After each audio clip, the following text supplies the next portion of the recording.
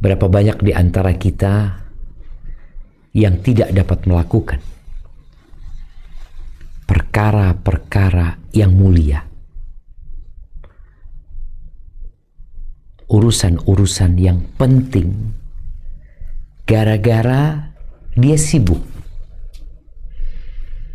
Tidak sedikit yang akhirnya tidak dapat berbakti kepada orang tuanya. Apa sebabnya? Sibuk. Ada yang tidak mampu mendidik anak-anaknya. Apa sebabnya? Sibuk. Ada yang tidak memberikan hak-hak pasangannya. Apa alasannya? Sibuk.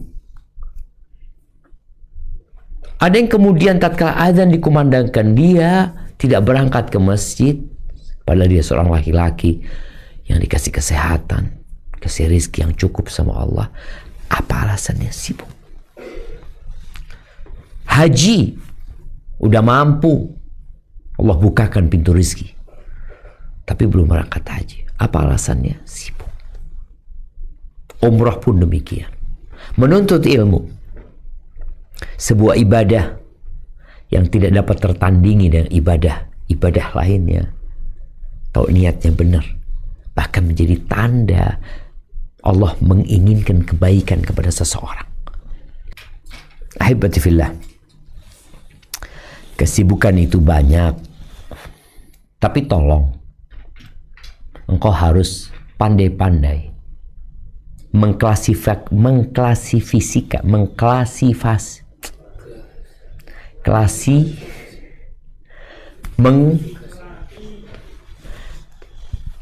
ya itulah ya, anak kok jadi susah nyebutin.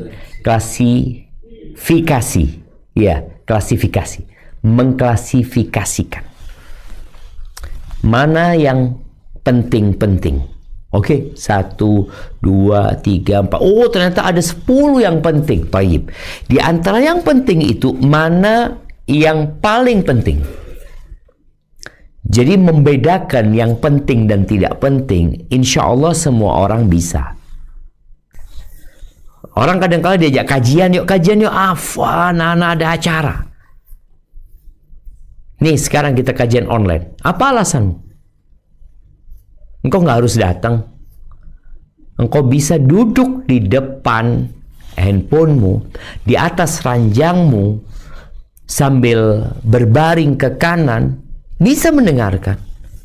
Atau di meja makan sambil menyeruput secangkir kopi, bisa. Kenapa banyak orang nggak bisa? Syaghalatna amwaluna wa ahluna. Kami sibuk ini itu ya, minta maaf ini. Allah tahu dengan hati orang-orang itu, dan Allah tahu dengan hati kita. Jemaah rahimakumullah, ingat kesibukan nggak ada habisnya. Kadang-kala kesibukan tadi disampaikan, ada kesibukan yang kita buat, ada kesibukan yang memang terpaksa. Ada orang yang memang nggak ada kerjaan, nganggur dia. Dan Nabi SAW ketika menyebutkan nikmat, ni'matani maghbunun fihima katsirun minan nas. Ada 2 nikmat yang banyak orang lalai, tertipu dengan 2 nikmat ini. Maghbun itu artinya adalah orang yang membayar terlalu mahal untuk barang yang sebenarnya nggak mahal. Atau ketika dia menjual barang, dia menjual dengan harga yang terlalu murah. Itu maghbun, tertipu orang ini. Beli handphone iPhone 16 umpamanya, dia beli 50 juta. Apa ini? Kau ditipu engkau.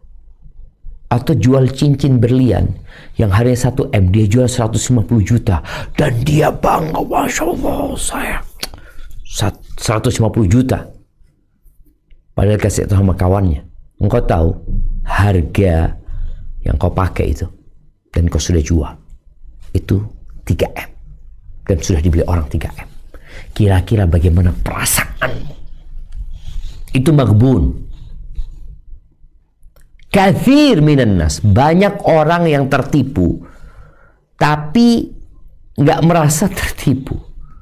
Apa 2 nikmat itu? As-sihhat wal faragh. Nikmat sehat dan waktu luang, faragh. Nggak ada kerjaan. Karena ada orang-orang yang memang benar-benar disibukkan dengan kegiatan. Ada orang yang enggak, dia udah selesai kerja, udah kosong. Tapi kemudian dia menciptakan kesibukan sendiri yang menyebabkan dirinya kehilangan hal-hal yang seharusnya menjadi kesibukan dia.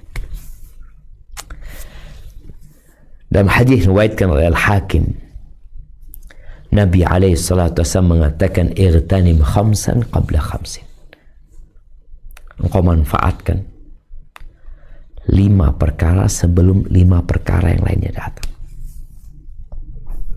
Yang beliau sampaikan pertama adalah syababaka qabla haramik, masa mudamu sebelum datang masa tuamu. Yang masih muda sekarang, yang kau sekarang masih kuat lututmu untuk mendaki ke gunung, masih kuat engkau menahan lapar dan haus, engkau mampu main bola 45 menit kali 2, engkau mampu berenang, engkau mampu berlari 10 kilo, engkau mampu. Maka kemampuanmu ini di masa muda gunakan untuk menjalankan tugasmu. Jangan nunggu nanti kalau tua. Sebagian orang, dan di Indonesia itu kebanyakan jemaah haji itu resiko tinggi. Karena dia pada waktu muda nggak berangkat haji, tua kepingin berangkat haji. Padahal sejak muda dia sudah punya kemampuan.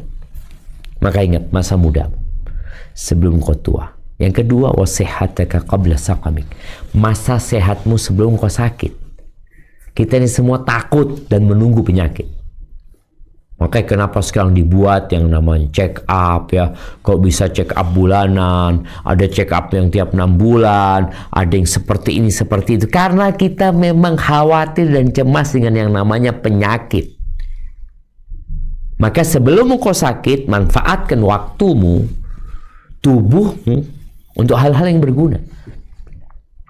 Kalau sudah sakit, udah nggak bisa masuk kelas, ya nggak bisa.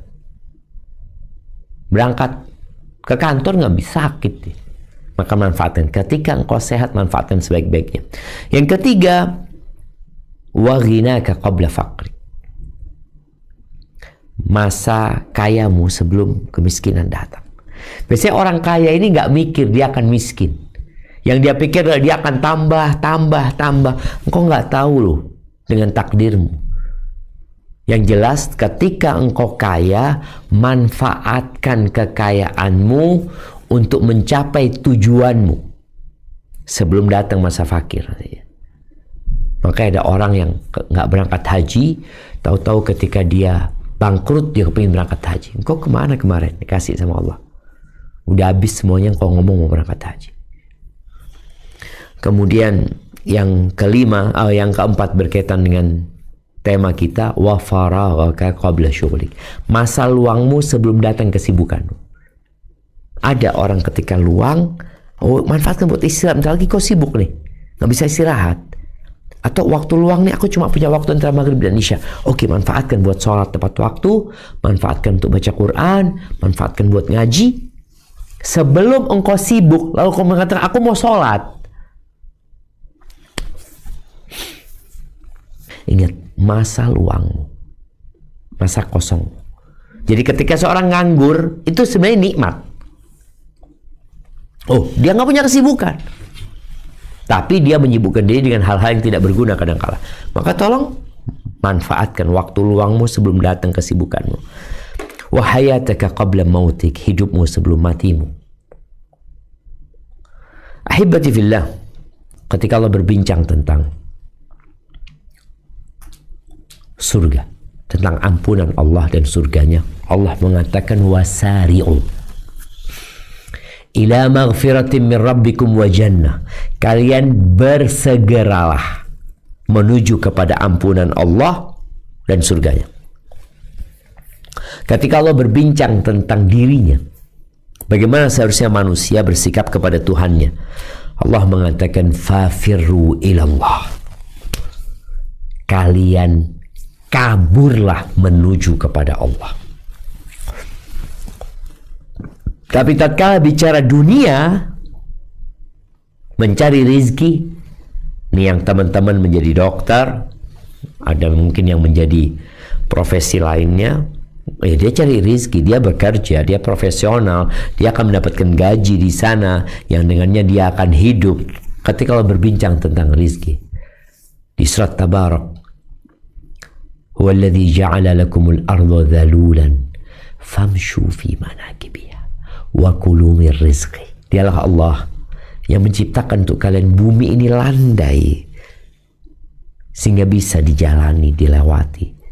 Kalian berjalanlah, gak usah lari, gak usah kabur, apalagi gak usah cepat-cepat. Nih di hari Jumat dengar adzan, tinggalkan semuanya, engkau menuju ke masjid. Itu lebih baik kalau kalian mengerti. Loh, tapi kan kita hidup di dunia, kita membutuhkan ongkos, kita butuh biaya ini, biaya itu. Nah, baik. Kita baca ayat selanjutnya.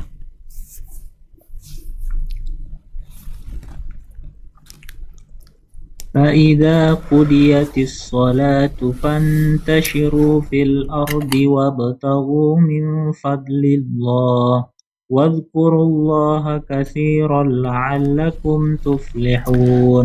Wabtagu, baca lagi, wabtagu min fadlillah. Oke. Ingat kalau kasroh sebelum Allah itu bacanya muraqqaq ya. Min fadlillah. Min fadlillah. Coba dibaca lagi. Wabtagu min fadlillah. Min fadlillah. Min fadlillah. Min fadlillah, bukan Allah. Min fadlillah. Ya, hampir betul. Tafadhal, lanjutkan. Wadhkurullaha katsiran la'allakum tuflihun.